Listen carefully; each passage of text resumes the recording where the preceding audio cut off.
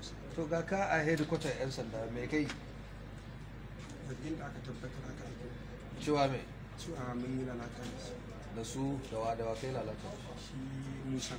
Musa kai mishi Ya ga wuri na dai kamar da mai bayani.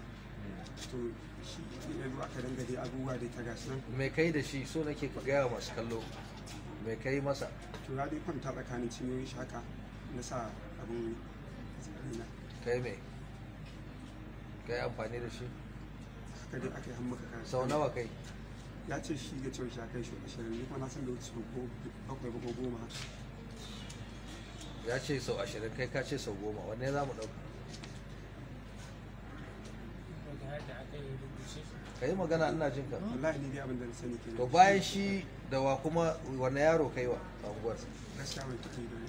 sai shi kadai kake yi wa nawa kake ba shi in kai lalata Gaskiya ai da yake ni gida yake zama wuri na ya zo a ci abinci fayi.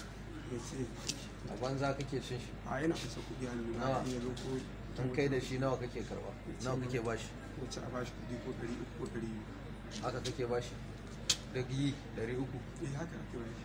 to kai kuma fa ya sunanka Sunana Abubakar Magaji. abubakar magaji a ina kake da zama unguwar yari me ya faru Da wani yaro Musa na ya zo shago na ya nuna mai na san kuɗi. Sai ya zo na bai zakari na ya rika ja. In ya gama sai in bashi 300. In ya haso hudu.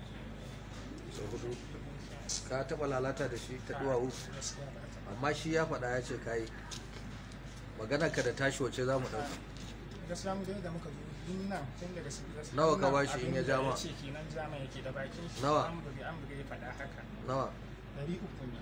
kake yi duk ja to kai kuma fa kuma abin da ya faru dai kisan magana ce ta maganar luwaɗi Na'am. kamar yadda ya faɗa su biyu ɗin nan Hmm. na yadda da haka kuma haka ɗin aka yi ya kuma ja mani na kuma ba shi 150 nawa 150 duk biyu guda biyu duk luwaɗin da kai sau biyu 150 abun ba tsada ne haka